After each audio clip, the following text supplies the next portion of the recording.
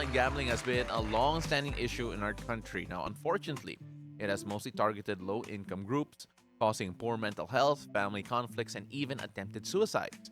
Now, it seems that the youth are the ones most vulnerable to this social ill. Is it because they're being persuaded by trusted faces they often watch on their screens? Well, let's talk about it here on The Hangout with Creator and Influencer Council of the Philippines President, Jel Directo.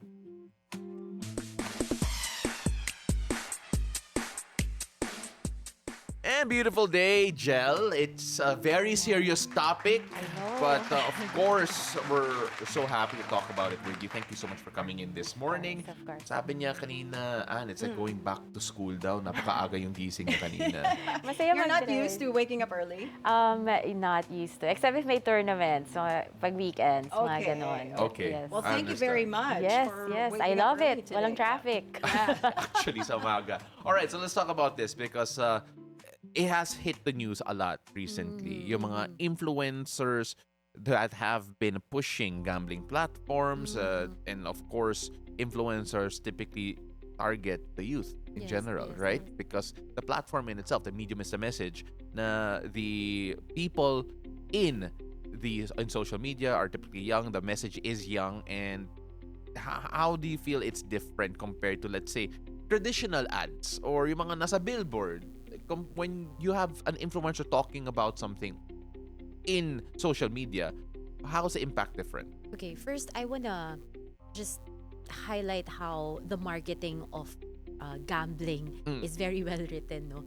Kasi the way that it has been presented to the youth is very normalized. So high frequency, normalized, very casual. So it doesn't highlight how, traditionally, right? Gambling, it's like very, yung casinos. Yes. It's spoken in a very for adult type of thing.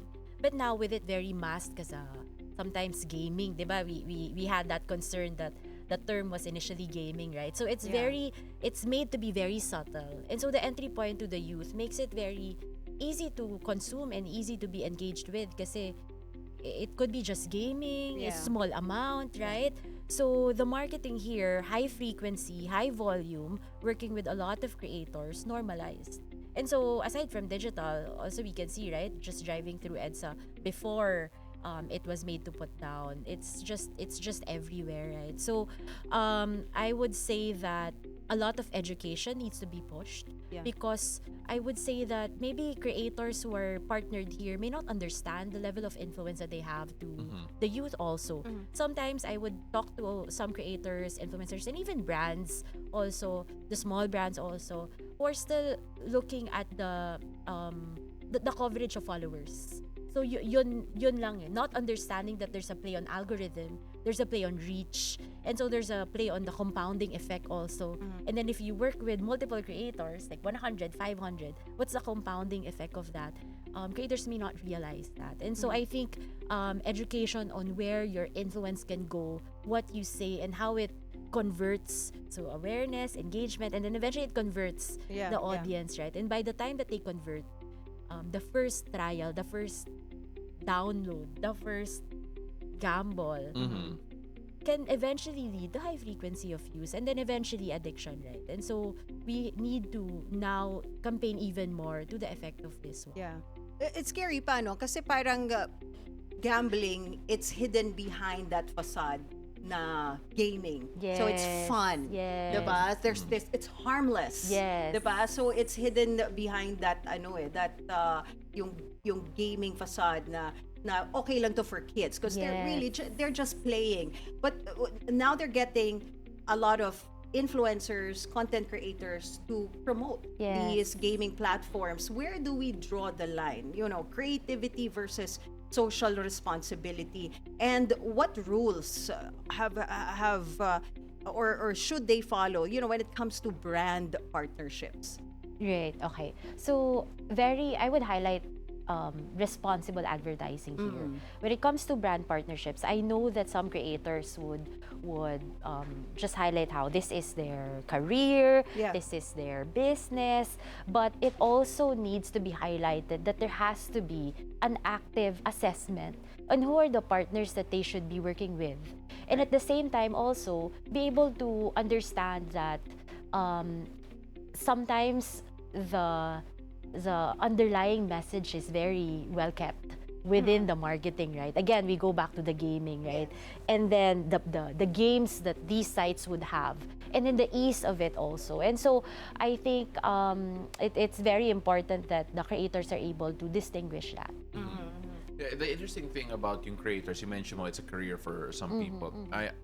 I remember when the news came out about yung illegal gambling sites, and then more and more reports started coming out about certain influencers who were listed, and in terms of yung following nila. But not only that, the amount that they would receive, Right. sometimes talagang eye-popping. Right. Now, when you take a look at yung lure of all of that, what ano yung message mo to creators, especially for those who are being inaalok na i-promote yung gambling, not necessarily just illegal online gambling, because there's a big distinction there. That's true, that's Yung true. illegal and then yung legal. Some of Right. them are legal gambling companies that do approach influencers still, right? Yes. So what would your messaging be to those content creators who probably don't realize the type of responsibility that they do have?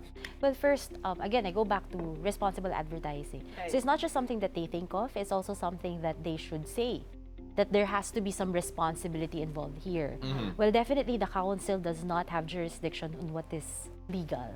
If the government counts this to be legal, then how can we support that is by reminding that there has to be some guidelines here. You should talk about frequency. They should talk about the danger of it also. So they should talk about these things, like the same way that we alcohol is being promoted. Also, there has to be a lot of things that you say also while you mention it. So it shouldn't be masked as something that's light, but they should always highlight that there are dangers to this also. I guess that's how I would address that one. Do you feel that legal sanctions should be imposed on content creators who promote online gambling, considering that many of their audience are young? That's true. Yeah. I would say that number one should be education. Do they understand that there's this effect? Maybe they just say, now, okay, I only have 2,000 followers. What's the effect here anyway, right? So that's one. So education, number one. But at the same time, there has to be, sanctions could be split into two. There's the legal sanction, but there's also a platform sanction. So if the platform does not allow this, which some platforms would have their own guidelines, then there would be some sanctions such as demonetization or taking down of posts or like having warning to the creator. So yeah, I would say that. Or shadow ban. Yeah, Oh. I heard yes. Iba yung shadow Iba pa ban. yun, yes. Speaking of platform banning, I'm sure you've heard about TikTok's move to ban gambling ads, supposedly to support the government's digital safety efforts. Do you think this is just a band-aid solution or a long-term solution? I would say, first I want to highlight that working with TikTok for a couple of years already, I know that this is part of their policies in the platform. So I think they're just pushing it more strictly because I know I see it, alcohol, gambling, political ads. But the more that they see that there has been a lot of creativity that marketers Yes. are going around Yeah, through it, and even yun nga, I go back to political ads, right? It's not allowed, and then people become creative on how they talk about it, and so they're more conscious to actually spot these creative posts, content, and so the stricter guidelines are being enforced. And yes, I would say there is long-term good effect on this if the material will be controlled, and at the same time, I think it supports what the government is doing, such as to control the frequency, the volume of these ads. So we get to manage it also. Because if early stage pa lang now, we don't get to actually control the volume, the frequency, and everything else, the size of it, then it will come to a point when you cannot control it anymore. Right. So I really appreciate what everyone is doing right now. Even as we can see, right, the community is fighting. Let's not call it gaming, let's call it gambling. And so a lot of these like community push is contributing, and so no one wants to be left behind. And that's the reason why the council had to share our position last week, because we don't just watch things happen and okay, we want to be able to contribute also on how we could direct obviously the direction of this concern. When you talk about the CICP's wish list when it comes to online gambling, in terms of either the legislation or changes you wish to help enforce, what would that be? Number one, support and education.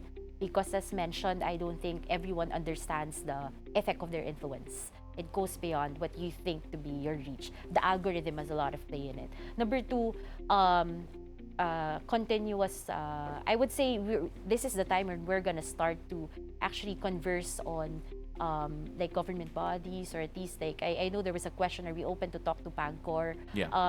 We are open definitely, but it's more like how do we manage this one? Because again, there's illegal, but there's also legal. Right. So how do we support this area also? So it requires a lot of dialogues. You may throw 10 questions here that I may not be able to answer today because it requires discussions and dialogues. And so I want to have, the wishes is to have opportunity to actually have these conversations.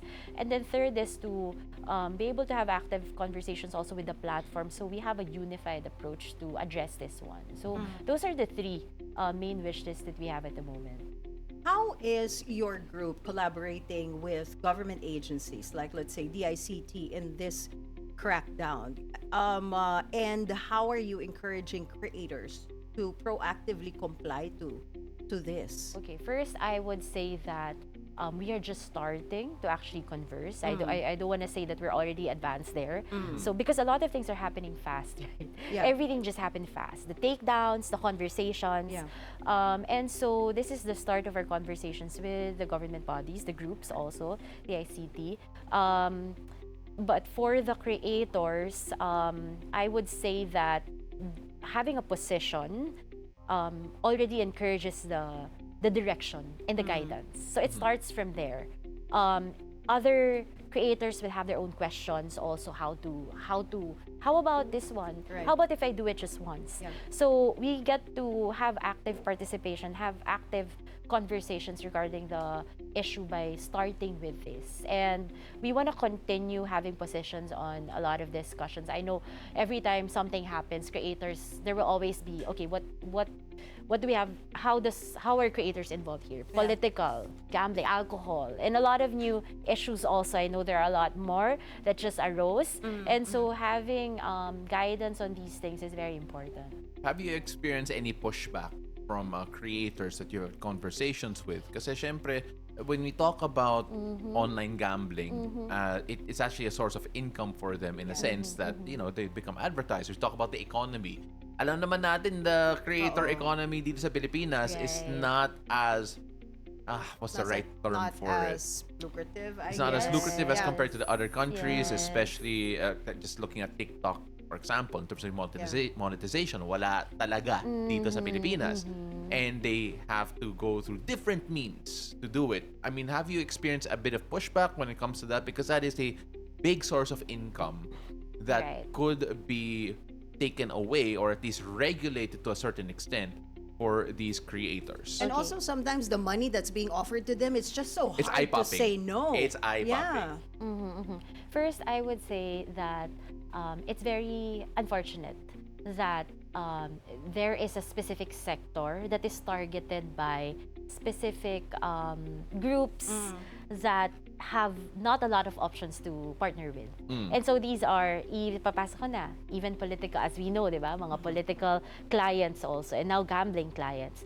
And so they know specific groups that they could tap because money is hard to say no to. Yeah, And so I feel that it's unfortunate for them to be in that position. However, I have not yet encountered a pushback, but more because I would say a lot of these things are happening very quietly also. That's one. The third is, to this day, I believe that while there are creators that are named to be involved, I also saw that they have started to say no to these clients and projects also, because the conversation is very active, and we know also the community's power to cancel. And I wouldn't want that. In as much as we don't like that culture, the creators are also scared of those things. And as we know, creators are very exposed to PR, right? Yes. So understanding what PR means, what canceling means, and how they cannot work with other brands anymore if they continue, they're also pushed to a specific direction. And I think the battle to this concern has been, in the past 4 weeks, has been addressed very greatly and responsibly, and we want to continue the support in that direction also with the right steps. Well, you know what? Napakabigat ng topic. Oh, alright? I know. And then, we gotta... Actually, we still have so many questions to ask you, Jill, but gosh. we're running out of time. Yes. But before we let you go, we always ask this question to our guests. Our show is called Beautiful Day. Jill, what makes your day beautiful? Okay, with a prayer, starting with a prayer and stretching. Stretching. Matanda na tayo. That's the perfect way to end it kasi ang bigat ng topic eh. Buti lang we ended it with stretching. So, yoga lang ng konti sa umaga. Thank you. Thank you so much for joining us. Ladies and gentlemen, CICP President Jel Directo. Maraming salamat. Thank you. Maraming salamat. Thank you.